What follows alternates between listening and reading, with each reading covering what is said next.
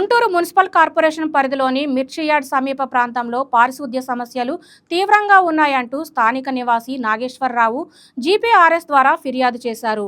గత 5 ఏళ్లుగా రోడ్డు చెత్తతో మూసుకుపోయి దుర్భర పరిస్థితులు నెలకొన్నాయని, దోమలు, పాముల భయం పెరిగి ప్రజలు ఇబ్బందులు పడుతున్నారని ఆవేదన వ్యక్తం చేశారు. సంబంధిత శానిటరీ సిబ్బంది పట్టించుకోవడం లేదని ఆరోపిస్తూ మున్సిపల్ అధికారులు తక్షణ చర్యలు తీసుకోవాలని ఆయన విజ్ఞప్తి చేశారు.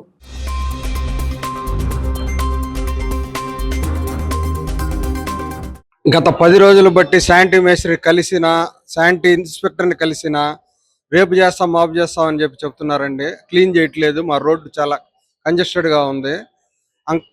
మిర్చి యార్డు వైపు నుండి తూర్పు వైపున ఒకటో రోడ్డు, రెండవ రోడ్డు అండి మాది. దాదాపు మేము ఆ రోడ్లో 7గురు ఉన్నామండి. 7గురు కూడా తలా ఒక 50,000 చొప్పున సంవత్సరానికి మున్సిపాలిటీకి ట్యాక్స్ కడుతున్నామండి. కనీసం శానిటరీ మేస్త్రి కానీ, శానిటరీ ఇన్స్పెక్టర్ కానీ ఎవరు పట్టించుకోవట్లేదండి మా రోడ్డుని.